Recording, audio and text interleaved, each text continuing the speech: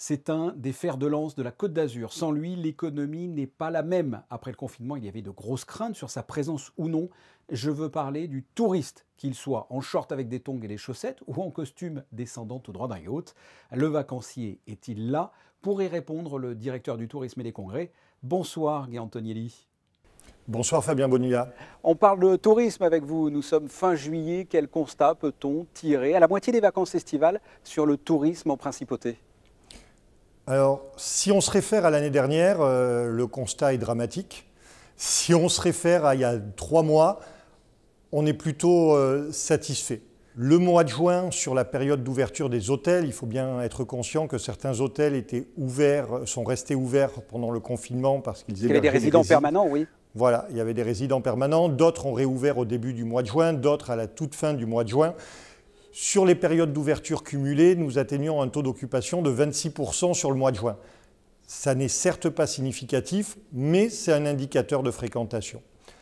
Et qu'en est-il du mois de juillet, voilà, justement? Est-ce que ça y a une progression en juillet? Alors, il y a une belle progression en juillet. On est aujourd'hui à environ 42% sur le mois de juillet, mais il faut être bien conscient que c'est très inégal selon les établissements. Alors le verre du responsable du tourisme que vous êtes est plutôt à moitié vide, à moitié plein, sachant qu'au printemps, donc, on ne savait même pas si les touristes pourraient venir. Ils sont là, mais peut-être pas suffisamment. Comment est votre verre? Comment vous le voyez? Vous êtes plutôt positif là, pour la suite? Il faut regarder ce à quoi on pouvait s'attendre et ce qu'on a aujourd'hui. Donc avec ce qu'on a aujourd'hui, il faut être raisonnablement optimiste, voir le verre à moitié plein, mais surtout continuer à travailler pour aider tous ceux qui vivent du tourisme, parce qu'on en est bien conscient, il n'y a pas assez de visiteurs et la gamme de visiteurs n'est pas assez large pour que tout le monde soit aujourd'hui tiré d'affaire. Est-ce que vous connaissez le profil du touriste type actuellement? L'âge, la nationalité, le pouvoir d'achat moyen? Qui est le touriste que l'on voit dans les rues aujourd'hui? Est-ce qu'on le sait?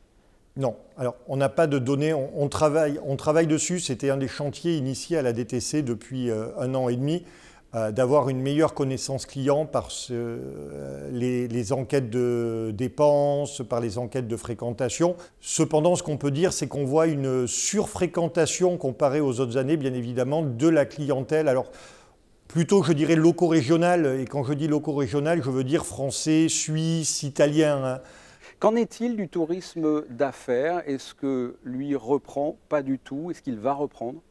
Le tourisme d'affaires n'est pas là, mais c'est parfaitement normal. Alors, en juin, il n'y en avait pas du tout, par exemple? Ah non, alors en juin, il n'y en a pas eu parce que ça n'était pas possible. Les interdictions de rassemblement faisaient qu'il ne pouvait pas y avoir de tourisme d'affaires. Mais juin est un gros mois de tourisme d'affaires pour la principauté, qui n'a pas eu lieu cette année.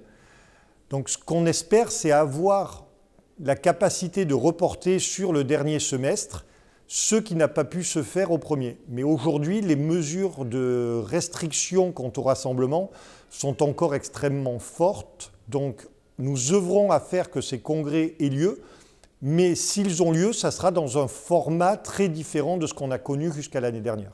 Est-ce que l'on a une visibilité du tourisme d'affaires à la rentrée déjà ou pas du tout? La problématique aujourd'hui n'est pas de tenir l'événement, c'est pour les organisateurs, est-ce que leurs exposants et leurs participants vont venir et où que soit l'événement? La problématique là n'est pas du tout monégasque, c'est est-ce que les gens vont participer à des événements rassemblant plusieurs centaines de personnes?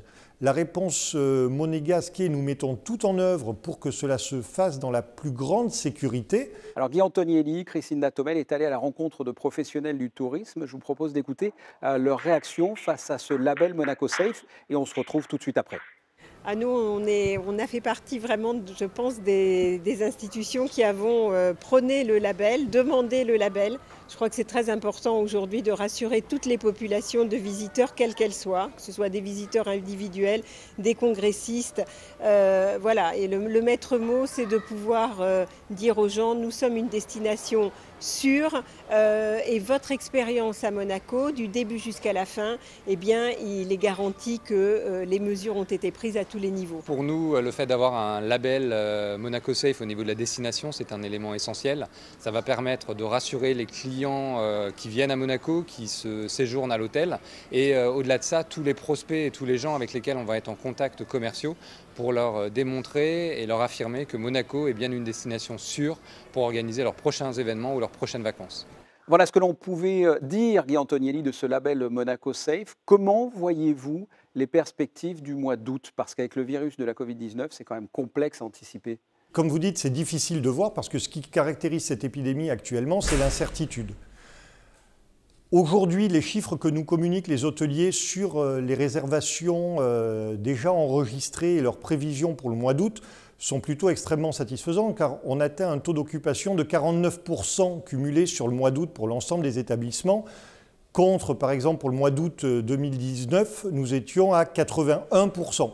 On fait mieux que la moitié de l'année dernière. Alors, il y a 2 mois, on aurait signé.